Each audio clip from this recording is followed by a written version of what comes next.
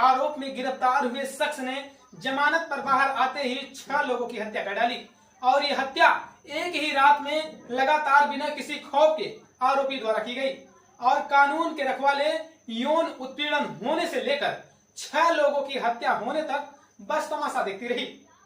क्या है हैवानियत का ये पूरा मामला, चलिए विस्तार से चर्चा करते हैं।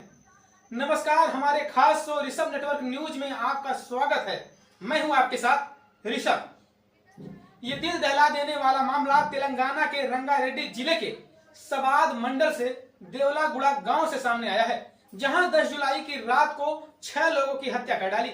हत्या के आरोपी का नाम राजकुमार है, जो कि 2 दिन पहले ही छेड़छाड़ के केस में जेल भेजा गया। दरअसल एक नाबालिग लड़की ने हिम्मत करके पुलिस में शिकायत दर्ज कराई कि एक शख्स उसका पीछा करता है, उसे परेशान करता है, उसे यौन उत्पीड़न भी उसके साथ करने की कोशिश करता है। जिसके बाद राजकुमार नाम के इस आरोपी के खिलाफ केस दर्ज हुआ और उसे जेल भी भेज दिया गया।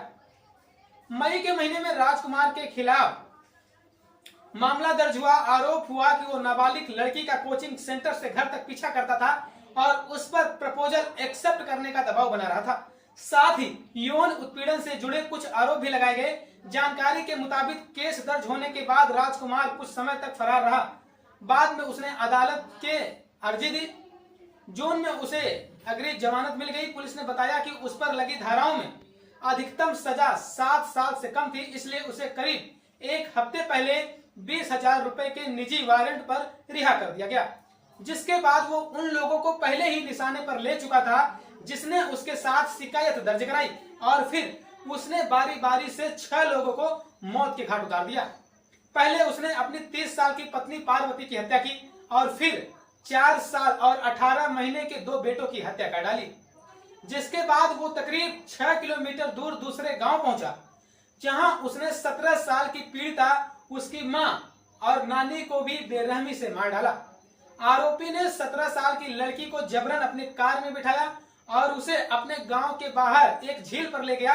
वहां चाकू मारकर उसकी हत्या की और शव झील के किनारे छोड़ दिया। पुलिस के मुताबिक आरोपी ने लड़की की मानसिक बीमार बहन को कोई नुकसान नहीं पहुंचाया। पुलिस ने बताया कि लड़की की हत्या करने के बाद राजकुमार अपने घर पहुंचा। रात तकरीब 11:20 पे उसने अपनी पत्नी पार्वती, सरिता और अपने 2 बेटों की भी हत्या कर डाली। पुलिस ने बताया कि लड़की की हत्या करने के बाद राजकुमार अपने घर पहुंचा। रात तकरीब 11:20 पे उसे अपनी पत्नी पार्वती, सविता और अपने 2 बेटों की भी हत्या कर डाली। पुलिस ने बताया कि 6 लोगों को मारने के बाद आरोपी ने अपने पिता को फोन किया और कथित तौर पर पूरी घटना की वारदात की जानकारी दी। उसे ये भी कहा कि अपनी जान दे देगा। उसके बाद अपना फोन ऑफ कर लिया और वहां से फरार हो गया। जानकारी मिलने पर पुलिस मौके पर पहुंची और सभी शवों को पोस्टमार्टम के लिए भेज दिया। आरोपी की तलाश में फिलहाल पुलिस जुटी हुई है। एक साथ 6 लोगों की हत्या ने पूरे गांव को हिलाकर रख दिया। हर तरफ चीख पुकार मच गई, दहशत का माहौल छा गया। पीड़िता के मामा ने इस पूरे मामले पर कहा कि आरोपी राजकुमार ने पहले भी पीड़िता को धमकी दी थी कि वो 1 या 2 हफ्ते में पूरे परिवार को मार डालेगा। मामला दर्ज होने के बाद भी उससे पूछताछ या रिमांड के लिए नहीं ले जाया गया। उसके परिवार को पता था वो कहां है, लेकिन पुलिस को इसकी जानकारी नहीं दी गई। मामा ने आरोप लगाया कि घटना के 20 दिन बाद हमने उन्हें फिर से बताया कि वो कह रहा है लड़की को मार डालेगा। उन्होंने कहा कि वो उसे ढूंढ रहे हैं। मामला दर्ज होने के सिर्फ 2 दिन बाद वो जमानत पर बाहर आया।